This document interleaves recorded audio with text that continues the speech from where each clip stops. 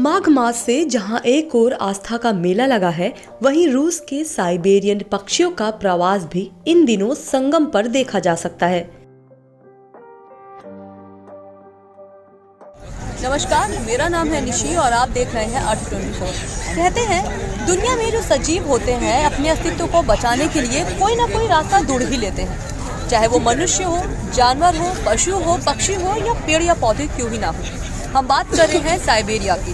Siberia में बहुत ही खूबसूरत पक्षी पाए जाते हैं जिसे साइबेरियन पक्षी कहते हैं। इसको ये हजारों मीलों की दूरी तय करके आते हैं और उत्तर प्रदेश के प्रयागराज के संगम नगरी में पहुंच के यहाँ की शोभा बढ़ाते हैं।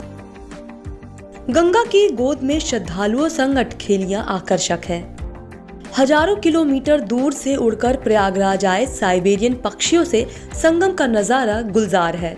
ची ची कर कभी जल में तैरते तो कभी श्रद्धालुओं से अटखेलियां करते इन पक्षियों की माघ मास तक मौजूदगी रहती है। इतनी समय साइबेरिया में दिसंबर से लेकर फरवरी तक पूरा देश बर्फ की चादर से ढका हुआ रहता है।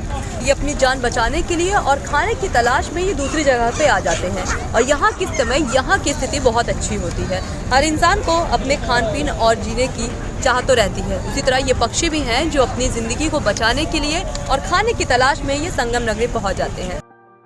इन विदेशी मेहमानों के साथ दो खास बातें जुड़ी हैं। एक तो ये है कि इनके आने से प्रयागराज में तमाम लोगों को रोजगार मिल जाता है और ताज्जुब भी है कि ये इतना लंबा सफर तय कर बिना रास्ता भटके कैसे चले आते हैं। साइबेरियन पक्षी रूस के साइबेरिया से आते हैं। वहाँ नवंबर से मार्च तक अत्यधिक ठंड पड़ती है। इस अवधि में साइबेरिया का तापमान 0 से 50 डिग्री सेल्सियस तक नीचे चला जाता है। ऐसे में ये साइबेरिया से माइग्रेट कर जाते हैं। ये पक्षी अफगानिस्तान, मध्य प्रदेश व हिमालय पर्वत की माला से होते हुए 7 समुंदर पार होते हुए ये संगम नगरी पहुंचते हैं। जनवरी के महीने में हर साल यहाँ पे माघ मेला लगता है। यहाँ के स्नार्थियों और श्रद्धालुओं को भी यहाँ का एक आस्था का केंद्र बना हुआ है। ये पक्षी भी यहाँ के लोगों के साथ रहने लगे हैं। जब भी यहाँ लोग पुण्य की डुबकी लगाने आते हैं तो यहाँ के इन पक्षियों के साथ भी अपनी सेल्फी लेना नहीं भूलते। ये भी उनके केंद्र का हिस्सा हो चुके हैं।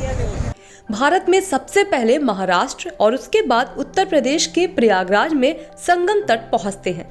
इस बीच इन्हें रूस से भारत तक लगभग 4000 किलोमीटर का सफर ये तमाम विपरीत मौसम में उड़कर पार करते हैं। संगम और माघ मेला क्षेत्र में गंगा नदी के अन्य घाटों पर साइबेरियन पक्षी वैसे तो नवंबर माह में बिताने के समय तक आ जाते हैं, जबकि इनकी वापसी माघ मास के बाद ही होती है। सेव, लाई या कुछ अन्य दाने खिलाने के दौरान साइबेरियन पक्षी आपकी एक आवाज पर उड़कर चले आते हैं। आसपास ही मंडराने लगते हैं और दाना खाकर उड़ जाते हैं। ये नज़ारा कुछ ऐसा होता है मानो पक्षी आपसे संवाद करते हों। आस्था का केंद्र कहे जाने वाले इस संगम नगरी में माघ मेले के समय पंडितों की गूंज और वैदिक उपचारणों के साथ ये पूरा शहर गूंजता रहता है और उसी में साइबेरियन पक्षी की ये गूंज भी लोगों को बहुत लुप्त करती है। साइबेरियन पक्षियों की सैकड़ों ऐसी प्रजातियां हैं जो हर साल अपना घर छोड़कर दुनिया भर में पनाह पाती हैं। ये पक्षी अफगानिस्तान और पाकिस्तान को पार करते हुए भारत आते हैं। इतना लंबा सफर ये 10-20 के समूह में नहीं बल्कि लाखों के ग्रुप में उड़ते हुए पूरा करते हैं। भारत में भी इनका एक लैंडिंग स्थान है। ये पक्षी सबसे पहले महाराष्ट्र के बारामती पहुंचते हैं। यानी अगर सफर में कोई पक्षी बाकियों से अलग भी हो गया हो तो उसे पता है कि उसके साथी उसे बारामती में स्थित बिग बर्ड सेंचुरी में मिलेंगे। यहाँ इकट्ठा होकर ये पक्षी भारत के कोने कोने में जाते हैं और पूरी ठंड यहीं बिताते हैं। माइग्रेशन करने से करीब 2 महीने पहले से ही ये पक्षी इसकी तैयारी करना शुरू कर देते हैं। इनका सफर इतना आसान नहीं होता। रास्ते में बहुत सी मुश्किलें आती हैं। आंधी, तूफान और तेज हवाओं से कई पक्षी अपनी जान से भी हाथ धो बैठते हैं, लेकिन फिर भी हर साल भयानक ठंड से भागते हुए वो भारत की ओर रुख करते हैं।